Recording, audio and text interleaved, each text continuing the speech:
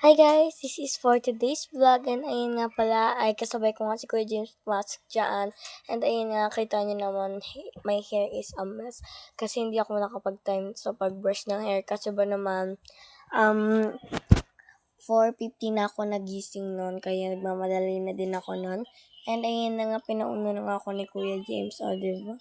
And ayun nga 10 a.m. pinauwi na nga kami ni teacher kasi may meeting daw sila, basta gano'n. And ayun nga, sabi ko kay Rel ako maghahatid sa kanya. And ayun na nga pala ako, nagmamadali na nga ako dyan kasi baka mamaya iwanan ako, hindi ko ibahatid si Rel. Nandiyan na nga, tinatanggal ko nga yung sapatos ko. And ayun na nga, di ba, ang pangit na mukha. Hui! Nandiyan na nga pala ako for the po dyan, for the sabi ganun. Basta, and ayun na nga pala, binihisan ko na nga si Rel as responsible ate. Hui! Responsible?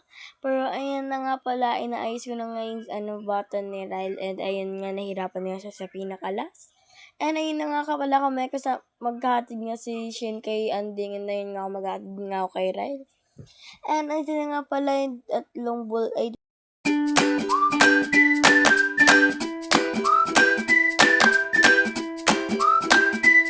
nandiyan na nga pala naiwan pa nga hindi pala nahugasan ni mama yung spoon ni Rel, kaya bumalik siya, kaya kami na lang muna yung dumaretso dyan, kita nyo naman.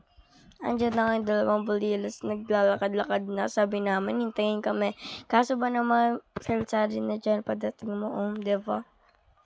Nandiyan na nga pala kami, nag-ano dyan, diba? Ayaw nga ako hintayin ni Rel, diba, for the, hawak-hawak, and ayan na nga pala yung dalawa. Ay, nako. Ang cute nga ni Andy kasi tingnan niyo naman yung hairstyle niya.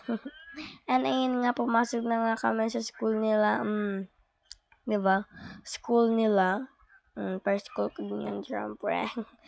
Ayan nga, siya nga naghatid kasi mamaya pa naman yung pasok niya, kaya responsible ate. Huy! Ate ya. Ate kuya kasi siya. Ate sa umaga, kuya sa gabi. Basta ganun. And ayun nga, nakauwi na nga sila. Nagpabili nga yun sa akin kanina. Ako na lang pala nagsundo. Nagpabili nga sa akin yung kanina ng laruan. Sabi ko, sige, magkano ba yan? Sabi niya, 25 ate. And andyan na nga pala siya for the di lang naman nag-bless kay mama.